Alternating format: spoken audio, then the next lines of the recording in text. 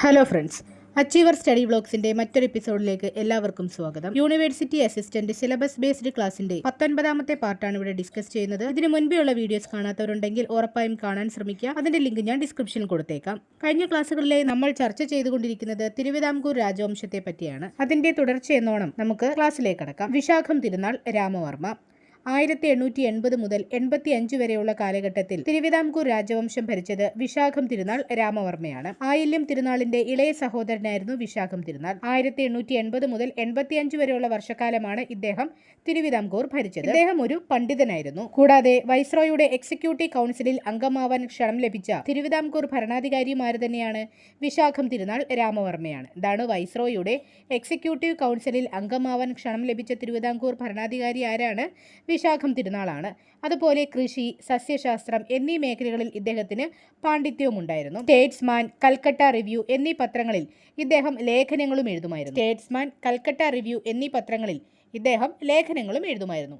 അതുപോലെ ഇദ്ദേഹത്തിന്റെ പ്രധാനപ്പെട്ട രചനകളാണ് the horrors of war and benefits of peace, observations on higher education എന്നിവ. എന്തൊക്കെയാണ്? The horrors of war and benefits of peace, മറ്റൊന്ന് observations on higher education. So ഇത് രണ്ടും വിശാഖം തിരുനാൾ രാമവർമ്മയുടെ പ്രധാനപ്പെട്ട കൃതികളാണെന്നുള്ള കാര്യം കൂടി ഓർത്തിരിക്കുക. കൂടാതെ കാളിദാസന്റെ കൃതിയായ അഭിജ്ഞാന ശാകുന്തളത്തെ സ്വതന്ത്രമായ മലയാള വിവർത്തനം ചെയ്ത തിരുവിതാംകൂർ രാജാവും ആര് തന്നെയാണ്? വിശാഖം തിരുനാളാണ്. അപ്പൊ എന്താണ്? കാളിദാസന്റെ കൃതിയായ അഭിജ്ഞാന ശാകുന്തളത്തെ സ്വതന്ത്രമായ മലയാള വിവർത്തനം ചെയ്ത തിരുവിതാംകൂർ രാജാവും ആര് തന്നെയാണ്? വിശാഖം തിരുനാളാണ്. അതുപോലെ ഇദ്ദേഹം കൊണ്ടുവന്ന മറ്റു പ്രധാനപ്പെട്ട മാറ്റങ്ങൾ എന്തൊക്കെയാണെന്ന് നമുക്ക് നോക്കാം.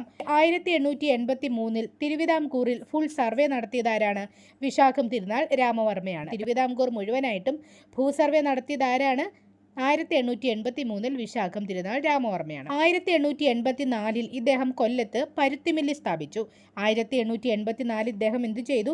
കൊല്ലത്തൊരു പരുത്തിമില്ല് സ്ഥാപിച്ചിട്ടുണ്ട്. അതുപോലെ തിരുവിതാംകൂറിൽ പോലീസ് സംവിധാനം ഫുൾ എന്ത് ചെയ്തു? ഉടച്ചു വാർത്തു. അങ്ങനെ തിരുവിതാംകൂറിലെ ആദ്യത്തെ പോലീസ് സൂപ്രണ്ടന്റായി ആരെ നിയമിക്കുകയാണ്?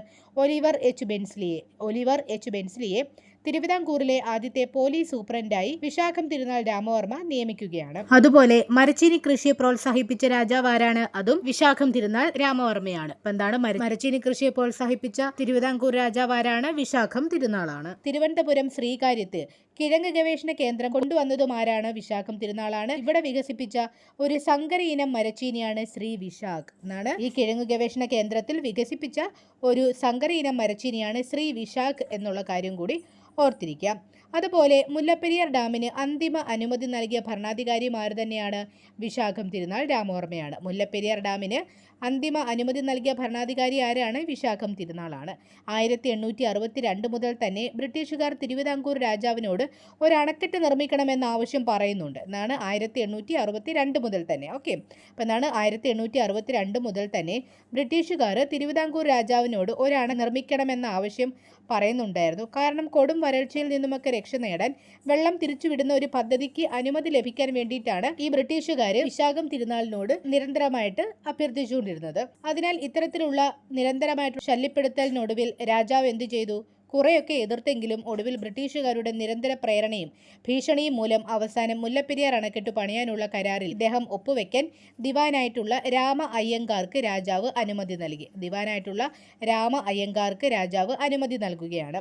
സോ ബ്രിട്ടീഷുകാരുടെ ഭീഷണിക്കും തോക്കിനും മുന്നിൽ രാജാവിന് തലകുനിക്കേണ്ടി വന്നതിനാൽ ആ കരാറിന് അനുമതി നൽകിയ ശേഷം അദ്ദേഹം പറഞ്ഞ വാക്കുകൾ ഇങ്ങനെയാണ്: എൻ്റെ ഹൃദയത്തിൽ നിന്നുള്ള രക്തം കൊണ്ടാണ് ഞാൻ ഈ കരാറിൽ ഒപ്പിടാൻ അനുമതി നൽകിയത് എന്ന്. എന്താണ്? എൻ്റെ ഹൃദയത്തിൽ നിന്നുള്ള രക്തം കൊണ്ടാണ് ഞാൻ ഈ കരാറിൽ ഒപ്പിടാൻ അനുമതി നൽകിയത് എന്നാണ് മുല്ലപ്പെരിയാർ ഡാമിന് അന്തിമ അനുമതി നൽകിക്കൊണ്ടുള്ള കരാറിൽ ഒപ്പിടാൻ ദിവാനായ രാമ അയ്യങ്കാർക്ക് രാജാവ് അനുമതി നൽകിക്കൊണ്ട് പറഞ്ഞ വാക്കുകൾ. ഓക്കെ, അതുപോലെ 1887 ഹൈക്കോടതി സ്ഥാപിച്ചതും ആരാണ്? തിരുവിതാംകൂറിൽ 1887 ഹൈക്കോടതി സ്ഥാപിച്ചതും വിശാഖം തിരുനാളാണ്. അതാണ് തിരുവിതാംകൂർ ഹൈക്കോടതി എന്ന് പറയുന്നത്. സോ ഇവിടുത്തെ ആദ്യത്തെ ചീഫ് ജസ്റ്റിസ് ആരായിരുന്നു? രാമചന്ദ്ര അയ്യർ ആയിരുന്നു. സോ ഇത്തരത്തിൽ തിരുവിതാംകൂർ ഹൈക്കോടതിയുടെ ആദ്യത്തെ ചീഫ് ജസ്റ്റിസ് ആരായിരുന്നു? രാമചന്ദ്ര അയ്യർ ആയിരുന്നു. അപ്പോൾ ഒരു ചീഫ് ജസ്റ്റിസും 4 ജഡ്ജിമാരും ചേർന്ന് 5 ജഡ്ജിമാരാണ് തിരുവിതാംകൂർ ഹൈക്കോടതിയിൽ അന്നുണ്ടായിരുന്ന ആകെ ജഡ്ജിമാർ. എത്രയാണ്? ഒരു ചീഫ് ജസ്റ്റിസും 4 ജഡ്ജിമാരും ചേർന്ന് 5 ജഡ്ജിമാരാണ് അന്ന് തിരുവിതാംകൂർ ഹൈക്കോടതിയിലുള്ള ആകെ ജഡ്ജിമാരെന്ന് പറയുന്നത്. സോ ആ ചീഫ് ജസ്റ്റിസ് ആരായിരുന്നു? രാമചന്ദ്ര അയ്യർ ആയിരുന്നു. എന്നാണ് ഈ ഹൈക്കോടതി സ്ഥാപിച്ചത്? 1887-ലുമാണ്. അപ്പോൾ ഇവിടെ നമ്മൾ ഓർക്കേണ്ട ഒരു കാര്യമുണ്ട്. കേണൽ മൺട്രോയുടെ പരിഷ്കരണത്തിന്റെ ഭാഗമായിട്ടാണ് തിരുവിതാംകൂറിൽ ആധുനിക കോടതികൾ സ്ഥാപിതമായത് എന്നുള്ളൊരു കാര്യം നമ്മൾ ഓർത്തിരിക്കണം. ഓക്കെ, എന്താണ്? കേണൽ മൺട്രോയുടെ പരിഷ്കരണത്തിന്റെ ഭാഗമായിട്ടാണ് ഈ തിരുവിതാംകൂറിൽ ആധുനികമായിട്ടുള്ള കോടതികളൊക്കെ സ്ഥാപിക്കുന്നത്.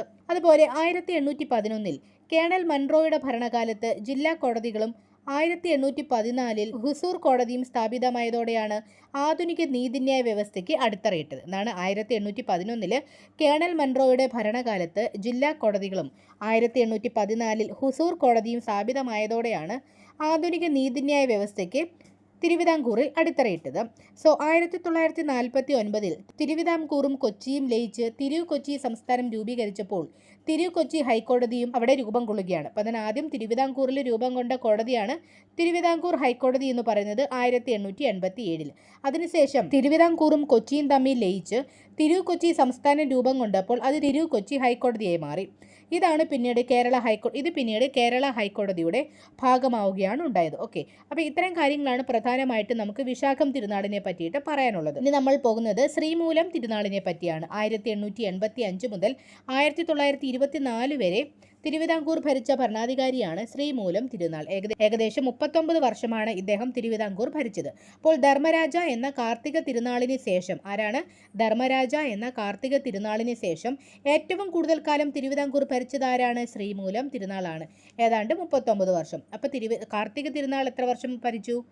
40 വർഷമാണ് കാർത്തിക തിരുനാൾ തിരുവിതാംകൂർ ഭരിച്ചത്. ശ്രീമൂലം തിരുനാൾ 39 വർഷമാണ്. ഓക്കെ, അതുപോലെ ശ്രീമൂലം തിരുനാളിൻ്റെ കാലത്ത് തിരുവിതാംകൂറിൽ ഒരുപാട് തൊഴിൽ തർക്കങ്ങളും സമരങ്ങളും അതുപോലെ രാഷ്ട്രീയ മാറ്റങ്ങളും ഒക്കെ ഉണ്ടായിട്ടുണ്ട്. ആ ഒരു കാര്യം നമ്മൾ പ്രധാനമായിട്ടും ഓർത്തിരിക്കണം. ഇതാണ് ശ്രീമൂലം തിരുനാളിൻ്റെ കാലത്ത് തിരുവിതാംകൂറിൽ ഒരുപാട് തൊഴിൽ തർക്കങ്ങളും സമരങ്ങളും രാഷ്ട്രീയ മാറ്റങ്ങളും ഒക്കെ ഉണ്ടായിട്ടുണ്ട്. 1896 ജനുവരി 25 തിരുവനന്തപുരത്ത് പാളയത്ത് ചരിത്രപ്രസിദ്ധമായ VJT ഹാൾ, അതായത് വിക്ടോറിയ ജൂബിലി ടൗൺ ഹാൾ പണി കഴിപ്പിച്ചതും ആരാണ്? ശ്രീമൂലം തിരുനാളാണ്. എന്താണ് പറഞ്ഞത്? 1896 ജനുവരി 25 1896 ജനുവരി 25 തിരുവനന്തപുരം പാളയത്ത് ചരിത്രപ്രസിദ്ധമായ വിക്ടോറിയ ജൂബിലി ടൗൺ ഹാൾ പണി കഴിപ്പിച്ചതും അത് ഉദ്ഘാടനം ചെയ്തതും ആരാണ്? ശ്രീമൂലം തിരുനാളാണ്. അപ്പോൾ വിക്ടോറിയ രാജ്ഞിയുടെ കിരീടധാരണത്തിൻ്റെ സുവർണ ജൂബിലിയുടെ സ്മരണാർത്ഥമാണ് ഹാൾ നിർമ്മിച്ചതെന്നുള്ള കാര്യം ഓർത്തിരുന്നാൽ മതി. എന്നാൽ 2019 മഹാത്മാ അയ്യങ്കാളി ഹാളായിട്ട് ഇത് പുനർനാമകരണവും ചെയ്തിട്ടുണ്ട്. എന്താണ്? 2019 ഈ VJT ഹാളിനെ മഹാത്മാ അയ്യങ്കാളി ഹാളായിട്ട് പുനർനാമകരണവും ചെയ്തു. ഏതാണ് വർഷം? 2019. അതുപോലെ തന്നെ നമ്മൾ ഓർത്തിരിക്കേണ്ട പ്രധാനപ്പെട്ട ഒരു കാര്യം എന്ന് പറയുന്നത് ഇദ്ദേഹത്തിന്റെ കാലഘട്ടത്തിലാണ്, അതായത് 1888 മാർച്ച് 30 തിരുവിതാംകൂർ ലെജിസ്ലേറ്റീവ് കൗൺസിൽ നിലവിൽ വരുന്നത്. 1888 മാർച്ച് 30 തിരുവിതാംകൂർ ലെജിസ്ലേറ്റീവ് കൗൺസിൽ നിലവിൽ വരുന്നത്. അപ്പോൾ നിയമനിർമ്മാണത്തിൽ രാജാവിനെ ഉപദേശിക്കാൻ രൂപീകരിച്ച ഒരു സമിതിയാണ് എന്തെന്ന് പറയുന്നത്? ഈ ലെജിസ്ലേറ്റീവ് കൗൺസിൽ. എന്താണ്? നിയമനിർമ്മാണത്തിൽ രാജാവിനെ ഉപദേശിക്കാൻ രൂപീകരിച്ച ഒരു സമിതിയാണ് ഈ ലെജിസ്ലേറ്റീവ് കൗൺസിൽ. അപ്പോൾ ഇന്ത്യയിലെ നാട്ടുരാജ്യങ്ങളിൽ ആദ്യമായിട്ട് ഫോം ചെയ്യുന്നത് എവിടെയാണ്? ഈ തിരുവിതാംകൂറിലാണ്. ഇന്ത്യയിൽ നാട്ടുരാജ്യങ്ങളിൽ ആദ്യമായിട്ട് ലെജിസ്ലേറ്റീവ് കൗൺസിൽ രൂപം കൊള്ളുന്നത് എവിടെയാണ്? ഈ തിരുവിതാംകൂറിലാണ്. ഇതിൻ്റെ ആദ്യത്തെ യോഗം 1888 ഓഗസ്റ്റ് 23 അന്നത്തെ ദിവാനായിരുന്ന T രാമറാവുവിൻ്റെ നേതൃത്വത്തിലാണ് നടന്നത്. ഇതിൻ്റെ ആദ്യത്തെ യോഗം എന്നാണ് നടന്നത്?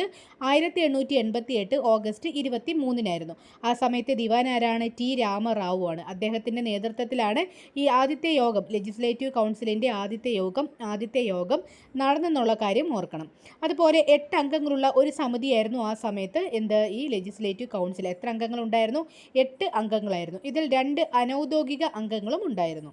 അപ്പോൾ ഇത്തരത്തിൽ തിരുവിതാംകൂറിൽ നിയമനിർമ്മാണ സഭ രൂപീകരിക്കാൻ മുൻകൈയെടുത്ത ദിവാൻ ആരാണ്? T രാമറാവു ആണ്. ആരാണ്? T രാമറാവു ആണ്. ഇത് പിന്നീട് 1904 ഒക്ടോബർ 22 എന്നാണ് 1904 ഒക്ടോബർ 22 ശ്രീമൂലം പ്രജാസഭ അല്ലെങ്കിൽ ശ്രീമൂലം പോപ്പുലർ അസംബ്ലി എന്നാക്കി മാറ്റുകയാണ് ചെയ്തത്. എന്താണ്? ഈ ലെജിസ്ലേറ്റീവ് കൗൺസിലിനെ 1904 ഒക്ടോബർ 22 ശ്രീമൂലം പ്രജാസഭ അല്ലെങ്കിൽ ശ്രീമൂലം പോപ്പുലർ അസംബ്ലി എന്നാക്കി മാറ്റുകയാണ് ചെയ്തത്. ആ സമയത്ത് 100 രൂപയിൽ കൂടുതൽ ഭൂനികുതി അടയ്ക്കുന്നവർ അല്ലെങ്കിൽ വാർഷിക വരുമാനം 6000 രൂപയ്ക്ക് മുകളിലുണ്ടെങ്കിൽ അവർക്ക് ഈ സമിതിയിൽ അംഗമാകാം. എന്തായിരുന്നു ആ ഒരു ഫോർമാലിറ്റി? എന്തായിരുന്നു? 100 രൂപയിൽ കൂടുതൽ ഭൂനികുതി അടയ്ക്കുന്നവരായിരിക്കണം. അല്ലെങ്കിൽ വാർഷിക വരുമാനം 6000 രൂപയ്ക്ക് മുകളിലുണ്ടെങ്കിൽ അവർക്ക് ഈ ഒരു ശ്രീമൂല പ്രജാസഭയിൽ അംഗമായിട്ടിരിക്കാവുന്നതാണ്. ഈ ശ്രീമൂല പ്രജാസഭയുടെ ആദ്യ യോഗം നടന്നത് എവിടെ തന്നെയാണ്? ഈ വിക്ടോറിയ ഹാളിൽ തന്നെയാണ്. വിക്ടോറിയ ജൂബിലി ടൗൺ ഹാളിൽ തന്നെയാണ്. ഓക്കെ, അപ്പോൾ ഈ പേര് പിന്നീട് 2019 അയ്യങ്കാളി ഹാളാക്കി മാറ്റി എന്നൊക്കെ നമ്മൾ പറഞ്ഞു അല്ലേ. അപ്പോൾ ഈ ആദ്യം കൂടിയ യോഗത്തിൽ 88 പേരാണ് പങ്കെടുത്തത്. എത്ര പേരാണ്? 88 പേരാണ് ആദ്യം ചേർന്ന യോഗത്തിൽ പങ്കെടുത്തത്. അതുപോലെ 1905 മെയ് 1 എത്രയാണ്? 1905 മെയ് 1 ശ്രീമൂലം പ്രജാസഭയിലേക്കുള്ള തെരഞ്ഞെടുപ്പുകളിൽ ചില മാറ്റങ്ങളൊക്കെ കൊണ്ടുവരാൻ വേണ്ടിയിട്ട് ഒരു നിയമം നിലവിൽ വന്നു. അതുപ്രകാരം സർവകലാശാലയിൽ നിന്നും ബിരുദം, അല്ലെങ്കിൽ 50 രൂപയ്ക്ക് മുകളിൽ ഭൂനികുതി, അതുമല്ലെങ്കിൽ 2000 രൂപയ്ക്ക് വാർഷിക വരുമാനമുള്ളവർക്ക് ഈ യോഗത്തിൽ വോട്ട് ചെയ്യാനുള്ള യോഗ്യത പറയുന്ന ഒരു നിയമമാണ് നിലവിൽ വന്നത്. അപ്പോൾ എന്തൊക്കെയായിരുന്നു അവർ കൊണ്ടുവന്ന നിയമത്തിലുണ്ടായിരുന്നത്? സർവകലാശാലയിൽ നിന്നും ഒരു ബിരുദം, 50 രൂപയ്ക്ക് മുകളിൽ ഭൂനികുതി അടയ്ക്കുന്നവരായിരിക്കും, അല്ലെങ്കിൽ 2000 രൂപയ്ക്ക് വാർഷിക വരുമാനമുള്ളവരായിരിക്കണം ഈ യോഗത്തിൽ.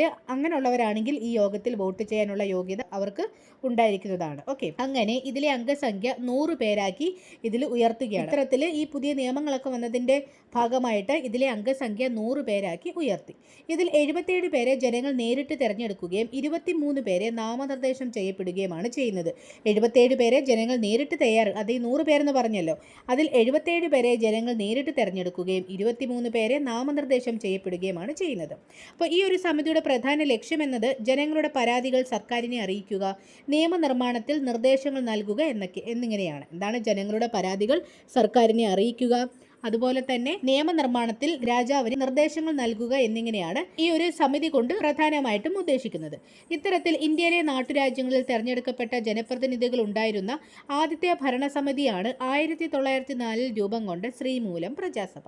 അപ്പോൾ ശ്രീമൂലം പ്രജാസഭയിലെ അംഗങ്ങളെ തിരഞ്ഞെടുത്തിരുന്നത് ആരാണ്? ദിവാൻ പോഷ്കർമാരായിരുന്നു. അപ്പോൾ ഇതിൽ ഓരോ താലൂക്കിൽ നിന്നും 2 പേരെ വീതമാണ്. ഓരോ താലൂക്കിൽ നിന്നും 2 പേരെ വീതമാണ് ഈ ദിവാൻ പോഷ്കർമാർ ഈ ഒരു ശ്രീമൂല പ്രജാസഭയിലേക്ക് തിരഞ്ഞെടുത്തുകൊണ്ടിരുന്നത്. ഓക്കെ, അതുപോലെ 1932 ഈ സഭയുടെ പേര് ശ്രീമൂലം അസംബ്ലി എന്നും ശ്രീ ചിത്ര സ്റ്റേറ്റ് കൗൺസിൽ എന്നും മാറ്റിയിരുന്നു. എന്താണ്? 1932 ഈ സഭയുടെ പേര് എന്താക്കി മാറ്റി? ശ്രീമൂലം അസംബ്ലി എന്നും ശ്രീ ചിത്ര സ്റ്റേറ്റ് കൗൺസിൽ എന്നൊക്കെ മാറ്റിയിട്ടുണ്ടായിരുന്നു. ഓക്കെ, അത്തരത്തിൽ തിരുവിതാംകൂറിലെ ജനാധിപത്യ പ്രക്രിയയുടെ വികാസത്തിൽ നിർണായകമായ ഒരു ചുവടുവെപ്പായിരുന്നു എന്തെന്ന് പറയുന്നത് ഈ ശ്രീമൂലം പ്രജാസഭ എന്ന് പറയുന്നത്.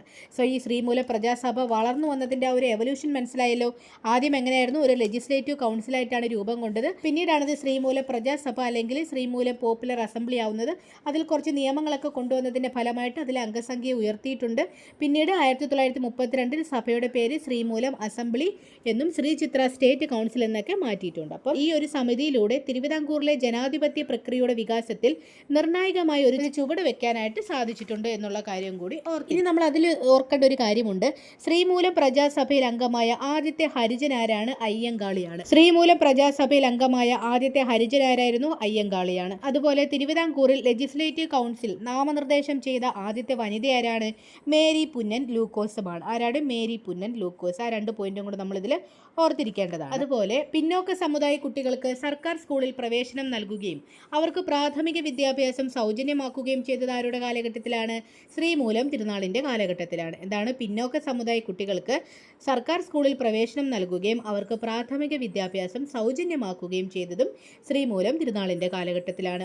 അതുപോലെ 1896 തിരുവിതാംകൂറിൽ ജന്മിക്കുടിയൻ റെഗുലേഷൻ പാസാക്കിയതും ശ്രീമൂലം തിരുനാളാണ്. ജന്മിക്കുടിയൻ വിളംബരത്തെ പറ്റി നമ്മൾ പറഞ്ഞിരുന്നു. അതുപോലെ അതുമായി ബന്ധപ്പെട്ട ജന്മിക്കുടിയൻ റെഗുലേഷൻ പാസാക്കിയത് ആരുടെ കാലഘട്ടത്തിലാണ്? ശ്രീമൂലം തിരുനാളിൻ്റെ കാലഘട്ടത്തിലാണ്. വർഷം എന്നാണ്? 1896. അപ്പോൾ 1867 ജന്മിക്കുടിയൻ വിളംബരം എന്താണെന്നും ആയില്യം തിരുനാളിനെ പറ്റി പഠിച്ചപ്പോൾ നമ്മൾ ഓൾറെഡി പറഞ്ഞു. സോ ഇതിന് ശേഷം വന്നൊരു ആക്റ്റാണിത്.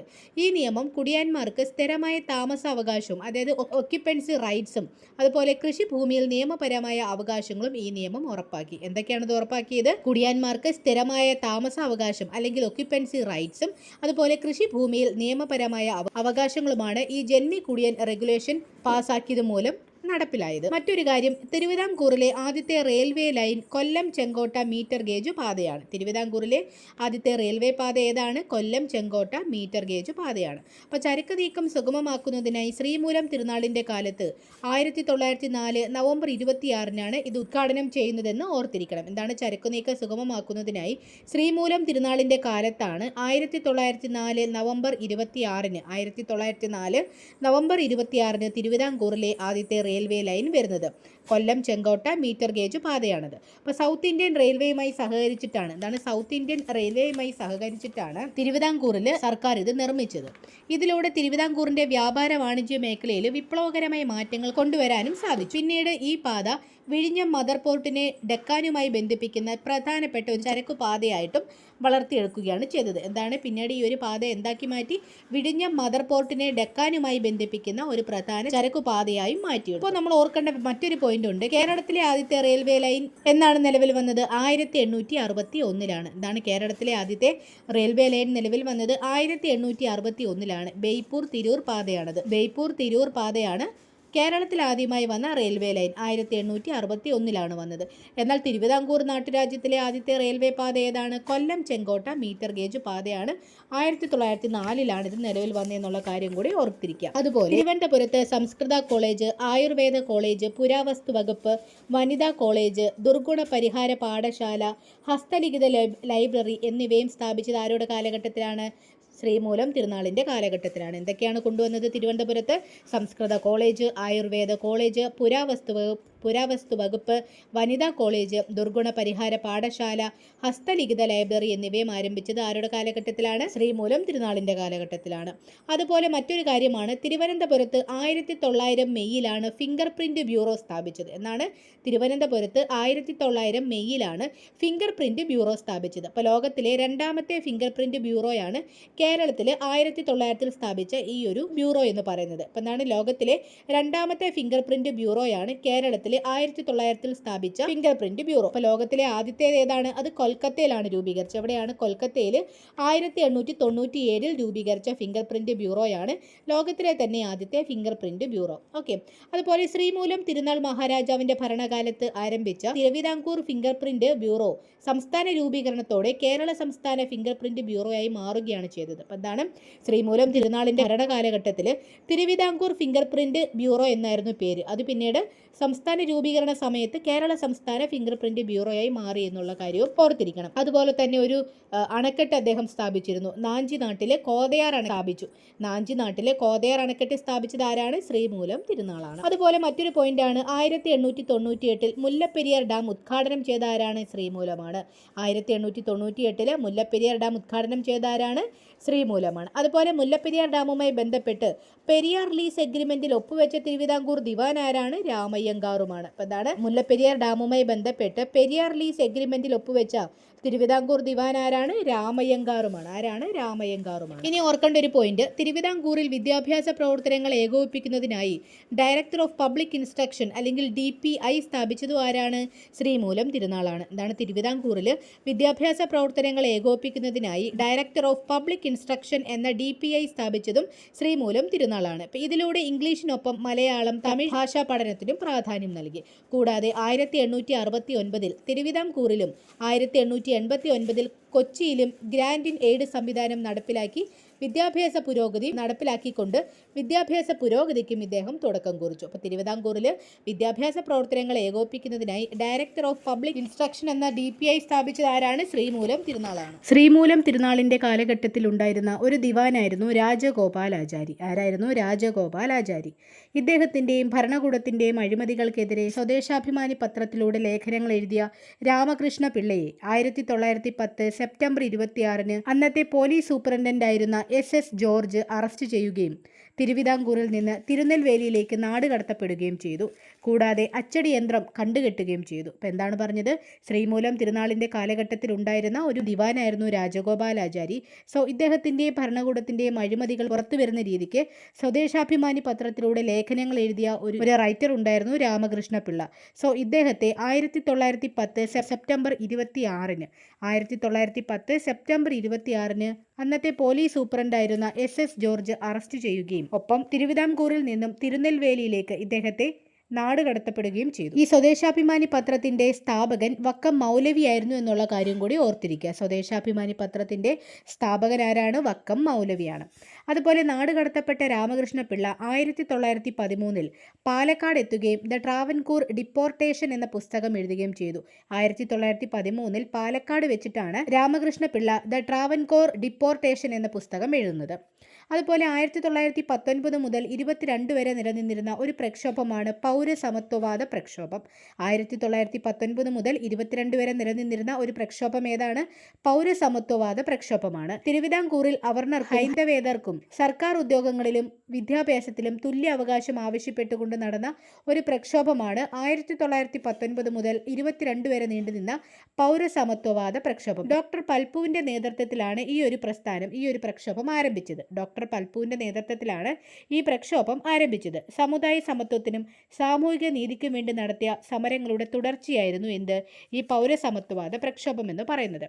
അതുപോലെ തിരുവിതാംകൂറിലെ റവന്യൂ വകുപ്പിലെ ഉയർന്ന ഉദ്യോഗങ്ങളിൽ ഭൂരിഭാഗവും സവർണർക്കു മാത്രമായി മാറ്റിവെച്ച നിയമനത്തെ ചോദ്യം ചെയ്തുകൊണ്ട് ഉയർന്നു വന്ന സമരമാണ് ഈ പൗരസമത്വവാദ പ്രക്ഷോഭം എന്ന് പറയുന്നത്. അപ്പോൾ പ്രധാനപ്പെട്ട കാരണം എന്തായിരുന്നു? തിരുവിതാംകൂറിലെ റവന്യൂ വകുപ്പിൽ ഉയർന്ന ഉദ്യോഗങ്ങളിൽ ഭൂരിഭാഗവും സവർണർക്കു മാത്രമായി മാറ്റിവെച്ച നിയമനത്തെ ചോദ്യം ചെയ്തു ഉയർന്നു വന്നൊരു സമരമാണ് ഇത് പൗരസമത്വവാദ പ്രക്ഷോഭം. ഉണരും പൗരസമത്വത്തിന്റെ രാജ്യം വരും എന്നതായിരുന്നു ഇതുമായി ബന്ധപ്പെട്ട 1919 നടന്ന പൗരസമത്വവാദ വിളംബരത്തിൽ അവർ മുഴക്കിയ മുദ്രാവാക്യം. ഈ ഒരു പ്രസ്ഥാനം തിരുവിതാംകൂറിലെ പിന്നോക്ക വിഭാഗക്കാരായ ജനങ്ങളിൽ പൗരബോധവും തുല്യതയ്ക്കുള്ള അവകാശവാദവും ഉണർത്തുന്നതിൽ വലിയ പങ്കുവഹിച്ചു. പൗരസമത്വവാദ പ്രക്ഷോഭം 1919 മുതൽ 22 വരെ നിലനിന്നിരുന്നതാണെന്ന് ഓർത്തിരിക്കാം.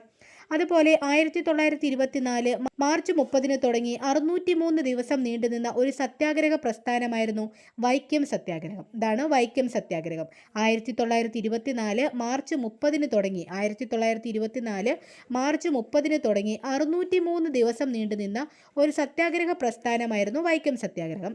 അയിത്തത്തിനെതിരായി നടന്ന ഈ സത്യാഗ്രഹത്തിന് ശ്രീനാരായണ ഗുരു, മഹാത്മാഗാന്ധി തുടങ്ങിയ പ്രമുഖരുടെ പിന്തുണയും ഉണ്ടായിരുന്നു.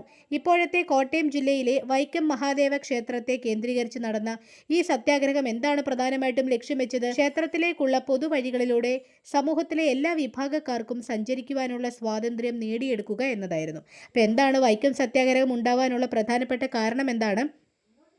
കോട്ടയം ജില്ലയിലെ വൈക്കം മഹാദേവ ക്ഷേത്രത്തെ കേന്ദ്രീകരിച്ച് നടന്ന ഈ സത്യാഗ്രഹം ശരിക്കും ഉദ്ദേശിച്ചത് ക്ഷേത്രത്തിലേക്കുള്ള പൊതുവഴികളിലൂടെ സമൂഹത്തിലെ എല്ലാ വിഭാഗക്കാർക്കും സഞ്ചരിക്കുവാനുള്ള സ്വാതന്ത്ര്യം നേടിയെടുക്കുക എന്നതായിരുന്നു. ഇത് അവസാനിപ്പിച്ചപ്പോൾ തിരുവിതാംകൂർ ഭരണാധികാരി ആരാണ്? പൂരാടം തിരുനാൾ സേതുലക്ഷ്മി ഭായി ആണെന്നുള്ള കാര്യം കൂടെ ഓർത്തിരിക്കുക. വൈക്കം സത്യാഗ്രഹം തുടങ്ങിയ സമയത്ത് ശ്രീമൂലം തിരുനാളും അതേപോലെ വൈക്കം സത്യാഗ്രഹം അവസാനിച്ച സമയത്ത് പൂരാടം തിരുനാൾ സേതുലക്ഷ്മി ഭായിയുമായിരുന്നു തിരുവിതാംകൂർ ഭരണാധികാരി എന്നുള്ള കാര്യം കൂടി ഓർത്തിരിക്കണം. അതുപോലെ തന്നെ ശ്രീമൂലം തിരുനാളിന്റെ കാലഘട്ടത്തിൽ നടന്ന ചില പ്രധാനപ്പെട്ട പ്രക്ഷോഭങ്ങൾ കൂടി നമുക്ക് മനസ്സിലാക്കാനുണ്ട്.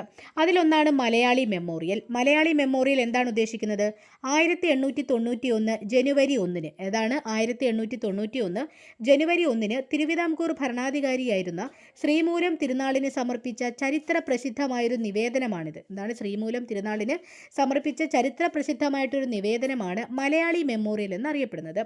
സർക്കാർ ജോലികളിൽ നാട്ടുകാർക്ക് മുൻഗണന നൽകുക, അതായത് ഉയർന്ന സർക്കാർ ജോലികളിൽ വിദേശി ബ്രാഹ്മണർക്ക് പകരം തിരുവിതാംകൂർ സ്വദേശികൾക്ക് മുൻഗണന ആവശ്യപ്പെട്ടുകൊണ്ടുള്ള ഒരു നിവേദനമാണിത്. എന്താണ്?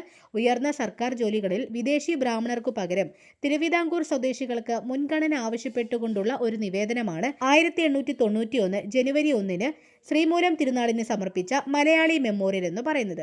ഇതിനായി നിയമോപദേശം നൽകിയതാരാണ്? ഇതിനായി നിയമോപദേശം നൽകിയത് പ്രമുഖ അഭിഭാഷകനായിരുന്ന എയർഡലി നോർട്ടനായിരുന്നു. പ്രമുഖ അഭിഭാഷകനായിരുന്ന എയർഡലി നോർട്ടനായിരുന്നു മലയാളി മെമ്മോറിയൽ തയ്യാറാക്കുന്നതിനായിട്ടുള്ള നിയമോപദേശം നൽകിയത്. ഇതിന് നേതൃത്വം നൽകിയത് ആരാണ്? ഇതിന് നേതൃത്വം നൽകിയത് ബാരിസ്റ്റർ ജി പിള്ളയാണ് ഇതിന് നേതൃത്വം നൽകിയത്. കൂടാതെ ഈ ഒരു നിവേദനത്തിൽ ഒന്നാമതായി ഒപ്പിട്ടത് കെ പി ശങ്കരമേനോനാണ് മലയാളി മെമ്മോറിയലിൽ ആദ്യമായിട്ട് ഒപ്പിട്ടത്. കൂടാതെ G P Pillai, doctor Palpu, C V Raman Pillai, C Krishnapillai, Kavalam Neelakanta Pillai എന്നിവരും മലയാളി മെമ്മോറിയലിന് വേണ്ടി പ്രവർത്തിച്ചവരാണ്. ആരൊക്കെയാണ്? Doctor Palpu, CV Ramanpillai, C Krishnapillai, Kavalam Neelakantapillai എന്നിവരും മലയാളി മെമ്മോറിയലിന് വേണ്ടി പ്രവർത്തിച്ചവരാണ്. അപ്പോൾ നമ്മൾ പറഞ്ഞു മലയാളി മെമ്മോറിയൽ ആദ്യം ഒപ്പിട്ട വ്യക്തി ആരാണ്? KP ശങ്കരമേനോനാണ്. അതുപോലെ മൂന്നാമതായി ഒപ്പിട്ട വ്യക്തി ആരാണ്? ഡോക്ടർ പൽപ്പു ആണെന്നുള്ള കാര്യവും ഓർത്തിരിക്കാം. ഇതിന്റെ മുദ്രാവാക്യമാണ് തിരുവിതാംകൂറുകാർക്ക്, അതായത് ട്രാവൻകോർ ഫോർ ട്രാവൻകോറിയൻസ്. അപ്പോൾ ഇതിന്റെ മുദ്രാവാക്യം എന്താണ്? തിരുവിതാംകൂറുകാർക്ക്. അപ്പോൾ ഈ നിവേദനത്തിൽ 10,028 പേരാണ് അന്ന് ഒപ്പിട്ടത്. 10,028 പേരാണ് ഈ മലയാളി മെമ്മോറിയൽ എന്ന നിവേദനത്തിൽ ഒപ്പിട്ടതെന്നുള്ള കാര്യം ഓർക്കുക.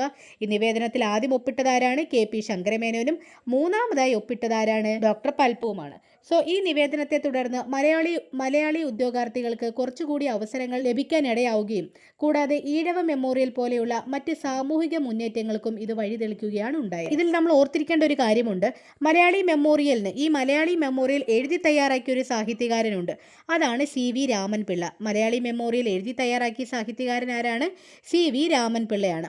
അതുപോലെ ഈ ഒരു സമയത്തെ തിരുവിതാംകൂർ ദിവാൻ ആരാണ്? T രാമറാവു ആണ് ഈ മലയാളി മെമ്മോറിയൽ സമർപ്പിച്ച സമയത്തെ തിരുവിതാംകൂർ ദിവാൻ എന്നുള്ള കാര്യം കൂടി ഓർത്തിരിക്കണം. അതുപോലെ ഈ മലയാളി മെമ്മോറിയലിനെ തകർക്കുക എന്ന ഉദ്ദേശത്തോടെ തമിഴ് ബ്രാഹ്മണർ, ഹിന്ദു മലയാളികൾ, ക്രൈസ്തവ മലയാളികൾ എന്നിങ്ങനെ വിവിധ വിഭാഗങ്ങളിലുള്ള ആളുകൾ ചേർന്ന് ഒപ്പിട്ട ഒരു നിവേദനമായിരുന്നു എതിർ മെമ്മോറിയൽ അല്ലെങ്കിൽ കൗണ്ടർ മെമ്മോറിയൽ എന്ന് പറയുന്നത്. അപ്പം എന്താണ് ഈ മലയാളി മെമ്മോറിയൽ? 1891 ജനുവരി 1 തിരുവിതാംകൂർ ഭരണാധികാരിയായിരുന്ന ശ്രീമൂലം തിരുനാളിന് സമർപ്പിച്ചു എന്ന് പറഞ്ഞു. സോ ഇതിനെതിരായിട്ട് വന്ന ഒരു നിവേദനമാണ് എതിർ മെമ്മോറിയൽ അല്ലെങ്കിൽ കൗണ്ടർ മെമ്മോറിയൽ എന്ന് പറയുന്നത്. ഇതിൻ്റെ പ്രധാന ലക്ഷ്യം എന്താണ്? ഈ മലയാളി മെമ്മോറിയൽ എന്ന നിവേദനത്തെ തകർക്കുക എന്നുള്ളതാണ്. അപ്പോൾ ആ ഒരു ഉദ്ദേശത്തോടെ തമിഴ് ബ്രാഹ്മണർ, ഹിന്ദു മലയാളികൾ, ക്രൈസ്തവ മലയാളികൾ എന്നിങ്ങനെ വിവിധ വിഭാഗത്തിലുള്ള ആളുകൾ ചേർന്ന് ഒപ്പിട്ടൊരു നിവേദനമാണ് എന്തെന്ന് പറയുന്നത്? ഈ എതിർ മെമ്മോറിയൽ. സോ ഈ ഒരു മെമ്മോറിയലിന് നേതൃത്വം നൽകിയത് ആരാണ്? ഈ രാമയ്യറാണ് ഇതിന് നേതൃത്വം നൽകിയത്.